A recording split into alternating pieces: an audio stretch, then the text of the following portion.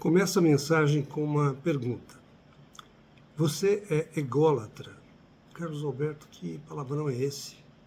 Ególatra se refere à egolatria. É a pessoa que é excessivamente egoísta, egocêntrica, que idolatra o próprio eu. O mundo gira ao redor da pessoa. Conhece pessoas assim? Fique conosco e veja o que é o ego, o que ele faz nas nossas vidas, como se proteger do ego, como se livrar do velho ego. Nós falamos no último vídeo sobre ambição e orgulho, e agora nós vamos falar sobre o ego, com o auxílio de Val Gonçalves. Vamos falar sobre a idolatria do ego, do eu, a egolatria. Definição do ego. O ego é o eu de cada um, ou seja, o que caracteriza a personalidade de cada indivíduo, e é diferente para cada indivíduo. De acordo com a teoria psicanalítica, o ego faz parte de uma tríade, o modelo psíquico, formado pelo ego, o superego e o id. O ego é o defensor da nossa personalidade, o defensor da nossa pessoa.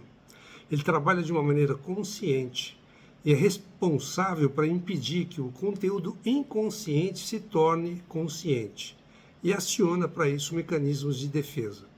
Uma das principais funções do ego é harmonizar os desejos dos nossos instintos, do id, com os valores morais do superego, que é o que a gente aprende pela moral, pela ética, as noções de certo e errado. Ele se posiciona contra os impulsos primitivos do id. Muitas vezes o id quer prevalecer, os impulsos nossos querem prevalecer, mas o superego e o superego, que é o que a gente aprende, eles entram em conflito, o superego com o id, e o ego tenta fazer então o meio de campo. Ele equilibra as exigências do id, as regras do superego e as demandas da sociedade. Mas, espiritualmente, o ego é o nosso maior problema. Romanos 1:18 até 23, nós vamos ler 1:18, diz que a ira de Deus se revela do céu contra toda impiedade e perversão dos homens que detêm a verdade pela injustiça. O ego é o defensor da nossa personalidade, como já vimos. Segundo a publicação de uma psicóloga americana, Laura Slater, no artigo O Problema da Autoestima, qual que é o problema da sociedade? Uma alta autoestima ou uma baixa autoestima? Segundo esse artigo, as pessoas mais perigosas para a sociedade são aquelas com autoestima elevada. O amor próprio, ele é nato, é o instinto de sobrevivência, todos nós temos um instinto de sobrevivência. Um ladrão aponta uma arma na sua cabeça e fala, me passa o seu carro, me passa a sua carteira, você dá o carro, a carteira, o que ele pedir porque você quer sobreviver. Hoje em dia, diferentemente de antigamente, parece que todos sofrem de baixa autoestima e a sociedade reforça isso para elevar a autoestima com livros, com coach de autoestima, com a autoajuda e etc. Jesus nos falou para amar o próximo como a nós mesmos, não para nos amarmos mais que os outros. Quando você diz para alguém, você é incrível, você é o máximo, você está criando uma pessoa ególatra, egoísta, um adorador do próprio ego. Fale de maneira certa, devolvendo sempre a glória para Deus. Diga, eu vejo em você a glória de Deus, ou glória a Deus pela sua vida. Reconheça que o que há no homem ocorre por causa da glória de Deus. Quando você não busca a Deus, você o troca por alguma outra coisa, seja dinheiro, bens, religiões. Você troca Deus por uma idolatria, você troca Deus por uma mentira. O principal ídolo de nossos dias é o ego. Tim Keller já nos dizia, se o Deus que você adora nunca discorda de você, é bem provável que você esteja adorando uma versão idealizada de você mesmo. Se o Deus que você adora nunca discorda de você, é bem provável que você esteja adorando uma versão idealizada de você mesmo. O culto, o louvor, a missa não é para você, mas é para Deus. Você não tem que gostar ou não, quem precisa se agradar é Deus. A egolatria, infelizmente, todos nós temos um ego inflado. 1 Coríntios 4, 6 a 7, Paulo nos diz, Estas coisas, irmãos, apliquei-as figuradamente a mim mesmo e a Apolo, por vossa causa, para que por nosso exemplo aprendais isto. Não ultrapasseis o que está escrito, a fim de que ninguém se ensoberbeça a favor de um em detrimento de outro. Pois quem é que te faz sobressair? E que tens tu que não tenhas recebido? E se o recebeste, por que te vanglorias, como se não o tiveras recebido? Paulo falava para a igreja em Corinto que passava por um problema sério de divisão. Eu sou de Paulo, eu sou de Cefas, eu sou de Cristo. Havia uma divisão muito grande naquela época em Corinto. Deus nos dá tudo o que somos. Não se ache como se tivesse conseguido alguma coisa pela sua própria força, por conta própria. Deus está à frente de tudo. Vou falar agora sobre 4 características do ego humano caído. Nosso ego, ele é vazio, nosso ego, ele é dolorido, ele é atarefado e ele é frágil. Nosso ego é vazio. Imagine uma bexiga cheia de ar. O que contém essa bexiga? Nada, ar. Essa é a nossa sensação quando não temos Deus preenchendo esse vazio existencial dentro de nós. Muitos fazem uma lista de próximas coisas a conseguir. Carro, casa, filho, namoro, casamento, trabalho, são coisas lícitas, são coisas boas, mas que não têm a função de preencher esse vazio existencial dentro de nós. Ficamos reféns dessas coisas, às vezes, pela vida inteira, tentando substituir o lugar que pertence somente a Deus em nossas vidas. Só o Senhor pode preencher esse vazio existencial que existe dentro de cada um de nós. Nosso ego, além de vazio, ele é dolorido. Nosso ego está sempre nos causando dor. Se não estivesse, nem nos lembraríamos do ego. A nossa atenção está sempre voltada para nós mesmos, para o nosso eu. Tem a famosa síndrome de esqueceram de mim, ninguém se lembra de mim, ninguém me dá o devido valor. Falamos que feriram os nossos sentimentos, mas na verdade o que está ferido é o nosso ego. Nos sentimos desvalorizados, mas também podemos nos sentir superiores aos outros. No mesmo dia, flutuamos entre a superioridade e a inferioridade. No mesmo dia, podemos nos achar o centro das atenções e depois nos sentirmos inferiores. Nosso ego também é atarefado, é ocupado demais para tentar preencher esse vazio dentro de nós. Faz de tudo para ser visto. De que maneira? Aparência, roupas, estética, bens, tudo isso é para ser visto, para ser notado. O conhecimento é o gostar de estudar ou é ser visto como aquele que sabe tudo, que valoriza o próprio ego? Cargos, títulos, até mesmo na igreja, tudo isso pode valorizar o ego apenas. O nosso humor mostra o nosso ego. Como você está hoje? Bem-humorado? Mal-humorado? Às vezes não é nada disso, às vezes é só para ser notado pelas pessoas. O ego é principalmente atarefado por 2 coisas: comparação e vanglória. Quando nos comparamos aos outros e quando nós nos valorizamos ou desvalorizamos, isso é muito ruim. O âmago do orgulho é a competitividade. Confesso que já fui muito na minha vida. Você quer sempre ser melhor que o outro. Stephen Lewis diz sobre o orgulho: o orgulho não se satisfaz apenas em ter uma coisa, mas sim em tê-la em quantidade superior, maior do que o outro. Vou repetir. O orgulho não se satisfaz apenas em ter uma coisa, mas sim em tê-la em quantidade superior, maior do que o outro. As pessoas se orgulham em serem maiores, mais valorizadas do que as outras. A chave para o orgulho é a competição e a comparação com as outras pessoas. Nosso ego é frágil. Qualquer coisa muito cheia, muito hiperinflada, como essa bexiga cheia de ar, pode estourar a qualquer momento, assim como o nosso ego hiperinflado pode estourar a qualquer momento. Você se acha superior, você se acha maior do que os outros e pode estourar facilmente. Agora, se você se acha também inferior, é que já teve, em algum momento da sua vida, hiperinflado e agora está murcho. Em todo caso, é a mesma coisa, é a mesma fragilidade, seja você hiperinflado ou murcho. 2 saídas para você controlar o seu ego, a egolatria: o autoesquecimento e a submissão.